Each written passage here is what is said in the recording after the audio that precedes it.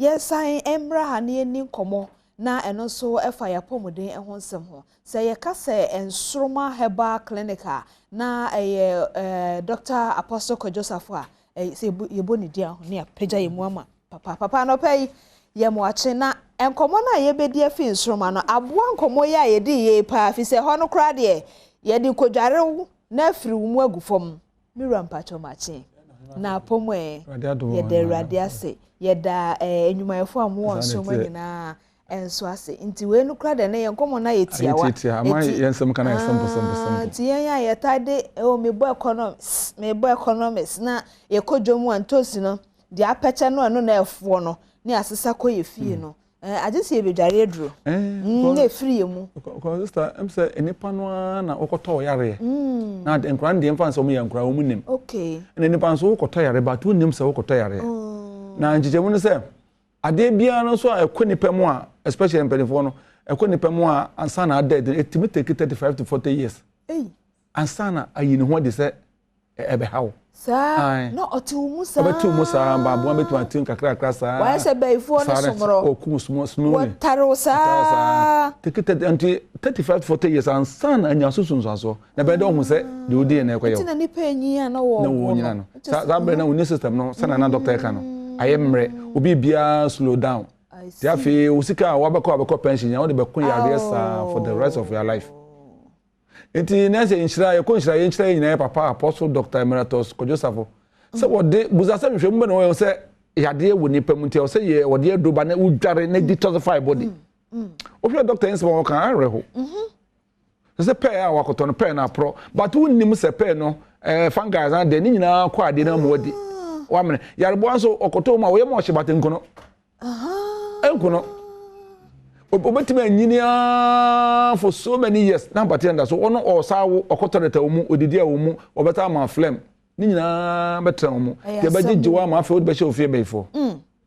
odbe she beifo beifo nyefe but the money ebi de da so fie ni ade so wa no comfortable wa kare sika wa yi sika akoto ade wa akoto wanto so ba ko efe ne boden we ni de o ko expect o ma ye aduane ton ye twitwa wo kro bebre fofofo ma ye nto sida todo kwa de enye no a time no eno ne ton kane asemo ande na homache na aduane fo na beto ni nyina eno kwa onya sika che original wine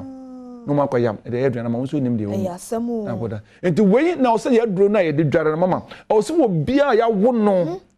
wa o free 5 years ko no wonyare mpa o so be detoxify body na wanwa anti na chese mofra ka ho mofra ka free 5 years and above obi atimi ba ebeye yo so enti we yade bi na wanwa se mama se do no yade bi woni padua mu bia no ekofa yade de ba bonte se detox egura vein mu egura so bo leukemia ye cancer moja no cancer na bem ebetwe nyina aba so utrimu hyehyew ede beba bibia be hye mu bibia wonte na enkum yareboa patate fontaine ye okay edro no detoxify body but enkum yareboa no de wuwia sa na yen am adura ebekum aboa no yareboa ze bacteria ze be na doctor ne ka no some bacteria virus na da no edro ni nku no enti asem ka ho ebia obi wo HIV muawa ne bi woni mu a ma onkasa mate se yese Nsonoma Clinic ko na kodware a bibia be HIV enkum yareboa no but nsunso so de abre ne pedua de ye betwe ni nyina ma onye ho de na fa ye onuro bi wo ha ye be start de amount okay ebe brem wana sesa zata for no de ne de enuro ne beku mo sese ya ebe ku ama ho ato eti se bibi na be hye won ansa wo yare wa ho pom de ne nsese so wo da wontimi na wontimi homiye wakoma bo wakoma ye kese bra ye obi wa bo dware wese na akoma no kwa na ko I see na akoma no ebon ka ko be wie na akoma na sala do na sala nsa akoma sa na ma me bi na obe o so da sa very good o sorry na o hu se oh okay go wa ba so mo so mo ha ade bia ni kwa sa train padua mu bia sa da ma o sa de ba bonte ade bia na be dware a ko be se besa o dwane sa bibia me be fa wade ho okay be se free fit asa aduane a wadi ni kwa sa wodi wonnim se yare o na dwembe okura honam duana kasa empe aduana de ma aso be force de ama so di wi a no aye basa so da bia hianti obedi etiane na betwe ni nyina free se wo bedu se mpanye fie hwe ne ma no aba mu ade bi ko a wahome wonnim air pollution abetra mu even full radiation full ya kasa hwe ne ma nzo so ade bre ni padua be de wo hu it we na ya papa tra say no say nipa ba ya na we free we dia ene ya me de aduro bi ba me beyi ni nyina free nipa me nipa tuma transe aye aduma de ahwe o man ya somo man o man na ye ne beto ye ne ye o say da mo abrofo free me ye man ne ye da ena Nigeria ni me ye gan ye ni gan na ye nipa ye o ne we say ne ye it we no de aba say ye metwe ntu dware a na enwanwa so ohunu say we free nipa de mo ba wonni ni say we free nipa de mo ba o hwe ne ma ya na yin TV so hwe ene ma hodo we pie so bia so ne kala obo na cholesterol afobody ni nyina nti otime humi ye asemo otime humi ye ama ni trim hye no ama onya burning sensation ne heat aba ne mu ya twi wi se ni nyina adwo obo action odware obeti no sa so odware ne na ebeko no so ho so odware wi na me ho ka ebeko se se a spine ko bo na spine no e na problem na ko busa se spine de ne kwaye nyankopon nyansam no defense ni nyina fa spine ne mu e na kwaye adwene mu ewo ti usisi e chika se to chima kakra bia vesi nya na e ko wadwen etu je de be kwa yi enema na enye ni nyina free vein ni mu de aba etina ma be ma dware wi na ne be ma ho de no na sa apeja yes adwuma no na sa apeja bi tu mu na hawa se ne flame ni ne ma ne ma kokro to wo vein ni mu nyina adro ni betwe nyina aba etwe nyina bia bonso be ma no gyina so sa obebe so hormones no ye ya ma na tinka na kofom udware wi na aba I see infections bebre ewo mu no ya twi no ho doctor ni ba nurse ni ba na obeya ama no wo che owie opia no wo che de obeye owie na apia ni nyina efra mo ba so ayo obesima waso ke kawo to mu hye wo bubu sciatic ya ewo hoyi na waso won kwa se sickle cell ni aduro no kra nhwemu che sickle cell ni aduro because my papa yes mama yes and mo wa am likely say akwa benya offer SS ni me no eti ni aduro but udware aduro na kokko bon ayin melo no mu na akwa yade na de aba obekọ lab no be prove say akwa na positive but they don't so mabiem for the rest of your life eti ne blood group no de be kire say o SS but ade na we na etete no sickle cell one experience biem da enti say de wo hu o ma wo hu say o yare bi say no ebe yi ni na for obekọ nwa ma to be no fe sense na por wo fe susu so adro na apostle de aba wi ase no mi apostle de do sham zamenti ase o epilepsy obu a ka epilepsy etwere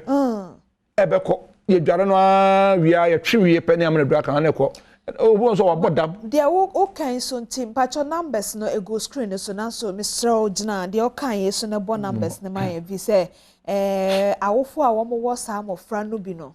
ensem ha ensem ha enti no say o so obi o ha it say HIV ya de so obi o ho nam ho no ma o fe susu no because o wo mo duro no a onum no bi so na moawa no wonu nti sa na obi betumi live ti se de obi a onye se de kane no hu omo a no wa hu omo no na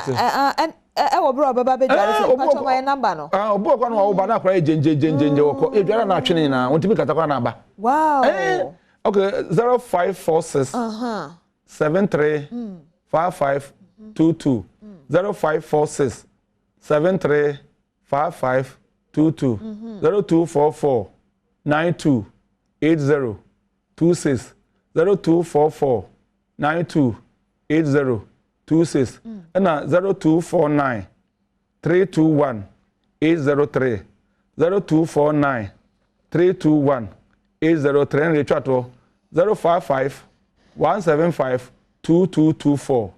055 175 2224 the entire man adwuma ko work numbers be brave amount for occupy no line so boze so ehyehyehye the numbers they be free bia no ye be kire on so wa wo balance akwa na ye jenjen se be na adwene no anya adwuma papa ye twe na wo beto no